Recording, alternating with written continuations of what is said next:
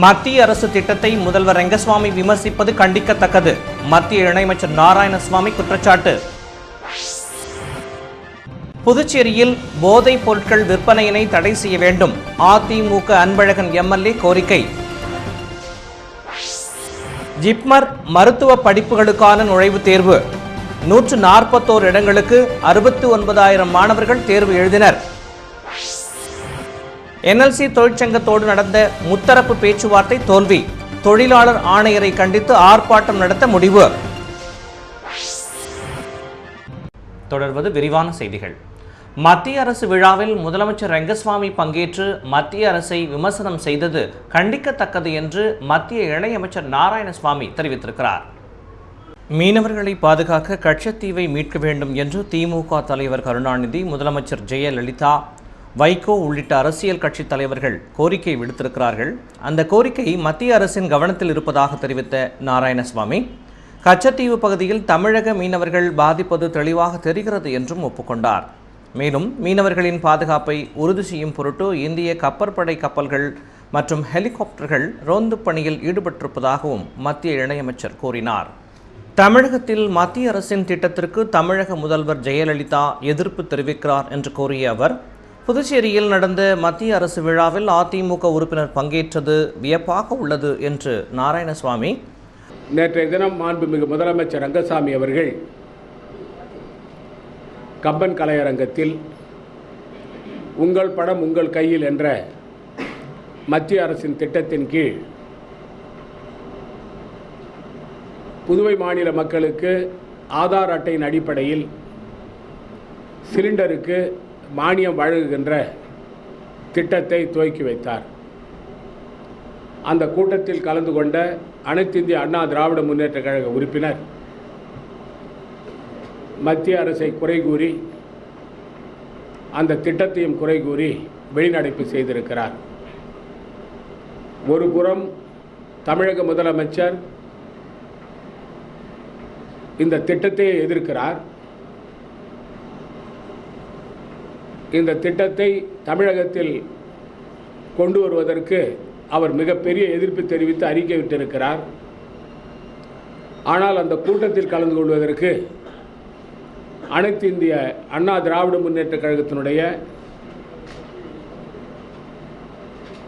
பிரதிநிதி அவர்கள் சென்று மத்திய அரசை சாடியது மட்டுமல்லாமல் மாநில அரசையும் சாடி கூறியிருக்கிறார். ஒரு புறம் அந்த கட்சியினுடைய தலைவர் அந்த திட்டத்தை எதிர்க்கும் பொழுது அந்த கூட்டத்தில் அந்த கட்சியுடைய பிரதிநிதி கலந்து கொள்வது விந்தையாக இருக்கிறது. புதுச்சேரிக்கு சிறப்பு மாநில அந்தஸ்து கிடைத்தால்தான் மாநிலம் வளர்ச்சி பெறும் என்று கூறினார். மேலும் மத்திய அரசு விழாவில் தனக்கு அழைப்பு கொடுக்காமல் நடத்தப்பட்டுள்ளது. அந்த விழாவை ஏற்பாடு செய்த எண்ணெய் நிறுவன அதிகாரிகள் மீது உரிய நடவடிக்கை எடுக்கப்படும் என்றார் அவர். சனிக்கிழமை மாலையில் அந்த விழாவை நீங்கள் வைக்க வேண்டும், நான் கலந்து கொள்கிறேன் என்று சொன்னேன். அதற்கு பிறகு எனக்கு அவர்கள் தகவலே கொடுக்காமல் பத்திரிகை அடித்து அந்த விழாவை நேற்று நடத்தியிருக்கிறார்கள். மத்திய அரசுடைய விழாவில் அதிமுகவினுடைய பிரதிநிதியும் முதலமைச்சரும் மத்திய அரசை சாடி பேசியிருப்பது வன்மையாக கண்டிக்கத்தக்கது. நேற்று மாலை அந்த விழா வைத்திருந்தால் நான் அந்த விழாவில் கலந்து கொண்டு மத்திய அரசுடைய நிலையை வலியுறுத்தி கூறியிருப்பேன். அந்த அதிகாரிகள் என்னிடம் வந்து மன்னிப்பு கேட்டார்கள். நேற்று மாலையில் நான் அவர்களிடம் தெளிவாக கூறிவிட்டேன். அதாவது இந்த விழாவை நீங்கள் நடத்தும் பொழுது மத்திய அரசுடைய பிரதிநிதி இல்லாமல் நடத்துவது தவறு. அது மட்டுமல்லாமல் உங்கள் மீது கடுமையான நடவடிக்கை எடுக்க பெட்ரோலியத்துறை அமைச்சரிடம் நான் வலியுறுத்துவேன் என்றும் கூறியிருக்கிறேன். நான் அந்த கூட்டத்தில் கலந்து கொள்ள தயாராக இருந்தும் அந்த அதிகாரிகள் என்னை அழைக்காதது தவறு என்று அவர்கள் உணர்கின்ற வகையில் அவர்கள் மீது கண்டிப்பாக நடவடிக்கை எடுப்போம். மத்திய அரசின் பொதுத்துறை நிறுவனங்களின் பங்குகள் விற்கப்படுவதால் அந்த நிறுவனம் மேலும் வளர்ச்சி அடையும் என்று கூறிய நாராயணசுவாமி, நெய்வேலி என்எல்சி நிறுவனத்தின் பங்குகள் இதுவரை 2 முறை விற்கப்பட்டுள்ளன என்றும், புதுச்சேரியில் பொதுமக்களை வாட்டி வதைக்கும் மின் கட்டண உயர்வை புதுச்சேரி அரசு உடனடியாக ரத்து செய்ய வேண்டும் என்றார் அவர். புதுச்சேரியில் போதைப் பொருட்கள் மற்றும் லாட்டரி விற்பனையினை தடை செய்ய சட்டம் இயற்ற வேண்டும் என்று அதிமுக செயலாளர் அன்பழகன் வலியுறுத்தியிருக்கிறார். புதுச்சேரி சட்டசபையில் உள்ள அதிமுக கட்சி அலுவலகத்தில் செய்தியாளர்களுக்கு பேட்டி அளித்துள்ள அவர் ஆதாரங்களோடு இதனை தெரிவித்திருக்கிறார். புதுச்சேரியில் தடை செய்யப்பட்டுள்ள போதைப் பொருட்களை, அதாவது கஞ்சா, குட்கா, பான் பராக் உள்ளிட்ட பல்வேறு பொருட்களின் விற்பனை தங்கு தடையின்றி வெளிப்படையாக நடந்து வருகிறது என அன்பழகன் புகார் கூறினார். இந்த பொருட்களை தடுக்க புதுச்சேரி அரசு எவ்வித சட்டமோ அரசு ஆணையோ பிறப்பிக்கவில்லை என்று குறை கூறிய அன்பழகன், தமிழகத்தை பின்பற்றி தடை செய்யப்பட்ட போதைப் பொருள் மற்றும் லாட்டரி விற்பனையினை முழுமையாக தடுக்க புதுச்சேரி அரசு குழு அமைத்து தடை சட்டம் இயற்றப்பட வேண்டும் என்று வலியுறுத்தினார்.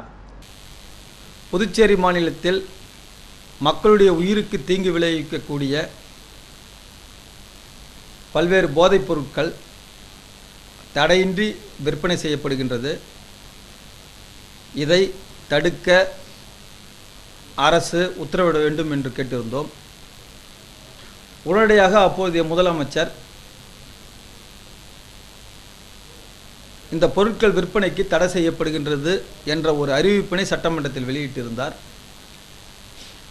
ஆனால் வருடம் 8 ஆகியும் அதற்கான இந்த தடை செய்யப்பட்ட பொருட்கள் விற்பனை செய்வது தடை செய்யப்படுகின்றது என்ற சட்டமன்ற அறிவிப்பிற்கு இன்று வரை இது சம்பந்தமாக உரிய சட்டமோ அரசாணையோ பிறப்பிக்கப்படவில்லை. அண்டை மாநிலமான தமிழகத்தில் தற்பொழுது விற்பனைக்கும் இது போன்ற போதைப் பொருட்கள் உபயோகப்படுத்துவதற்கும் உரிய சட்ட திருத்தம் கொண்டு வரப்பட்டிருக்கின்ற நிலையில் புதுச்சேரி மாநிலத்தில் இதற்கான எந்தவிதமான ஒரு சிறு நடவடிக்கையும் எடுக்கப்படாததால் புதுச்சேரி மாநிலம் தடை செய்யப்பட்ட போதைப் பொருட்கள் விற்பனைக்காகவும் பதுக்கல் கேந்திரமாகவும் புதுச்சேரி மாநிலம் பயன்படுத்தப்படுகின்றது. மேலும் முதல்வர் ரெங்கஸ்வாமி, மத்திய இணையமைச்சர் நாராயணசுவாமி ஆகியோர் தடை ஆணையை மீறி அரசு கட்டிடங்களில் விளம்பர பேனர்களை வைப்பதாக குற்றம் சாட்டிய அன்பழகன், இது தொடர்பாக தலைமைச் செயலர் சம்பந்தப்பட்ட உயர் அதிகாரிகள் கூட்டத்தை கூட்டி முறையான அரசு ஆணை வெளியிட வேண்டும் என்று அன்பழகன் கூறியிருக்கிறார். ஜிப்மர் மருத்துவக் கல்லூரியில் நடைபெற்ற மருத்துவ பட்டப் படிப்பிற்கான நுழைவுத் தேர்வை 69,000 மாணவ மாணவியர் எழுதினார்கள். புதுச்சேரியில் உள்ள ஜிப்மர் மருத்துவக் கல்லூரியில் மருத்துவ படிப்புகளுக்கென 141 இடங்களுக்கான அகில இந்திய நுழைவுத் தேர்வு நடத்தப்பட்டது. மொத்தமுள்ள 150 இடங்களில் 141 இடங்கள் நுழைவுத் தேர்வு மூலமும், மீதமுள்ள 5 இடங்கள் வெளிநாடு வாழ் இந்தியர்களுக்கும் 4 இடங்கள் மத்திய சுகாதார அமைச்சகம் மூலமும் நிரப்பப்படுகின்றன. இந்தியா முழுவதும் உள்ள 94 மையங்களில் நடைபெற்ற நுழைவுத் தேர்வில் புதுச்சேரியில் மட்டும் 11 மையங்களில் சுமார் 8,000 பேர் தேர்வு எழுதினார்கள். தேர்வு எழுத அனுமதிக்கப்படும் மாணவர்கள் புகைப்படங்கள் எடுத்து சரிபார்க்கப்பட்டு பயோமெட்ரிக் முறையில் கைரேகைகள் பதிவு செய்த பிறகு தேர்வு எழுத அனுமதிக்கப்பட்டார்கள் என்பது குறிப்பிடத்தக்கது.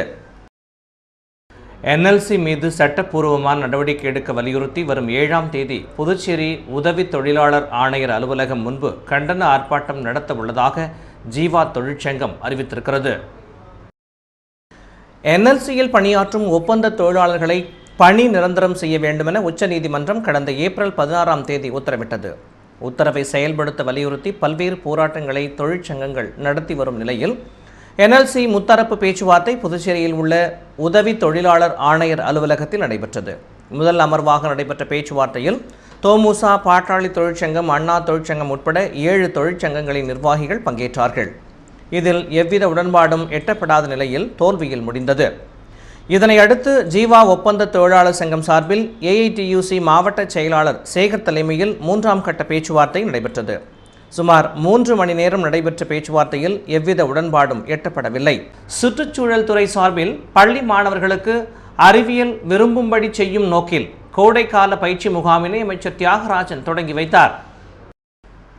அறிவியல் தொழில்நுட்பம் மற்றும் சுற்றுச்சூழல் துறையின் நிதி உதவியுடன் புதுச்சேரி பள்ளிக் கல்வி இயக்ககத்தின் சுற்றுச்சூழல் கல்வி பிரிவு இணைந்து 2012-13 கல்வியாண்டில் 10ஆம் வகுப்பு பொதுத் தேர்வு எழுதியுள்ள பள்ளி மாணவர்கள் 30 நபர்களை தேர்ந்தெடுத்து மாணவர்கள் அறிவியலை விரும்பும்படி செய்யும் நோக்கில் 5 நாட்கள் சிறப்பு உறைவிட கோடைக்கால பயிற்சி முகாம் நடத்தப்படுகிறது. அன்னை சிவகாமி பெண்கள் அரசு மேல்நிலைப் பள்ளியில் நடைபெறும் இந்த முகாமினை அறிவியல் தொழில்நுட்பம் மற்றும் கல்வித்துறையின் அமைச்சர் தியாகராஜன் தொடங்கி வைத்தார். அறிவியல் தொழில்நுட்பம் மற்றும் சுற்றுச்சூழல் துறையின் இயக்குனர் துவாகரநாத், பள்ளிக்கல்வி இயக்ககத்தின் இயக்குனர் வல்லவன், மாநில பயிற்சி மையத்தின் சிறப்பு பணி அலுவலர் முனைவர் கிருஷ்ணன், பள்ளி முதல்வர் வளவன் உட்பட பலரும் இதில் பங்கேற்றார்கள்.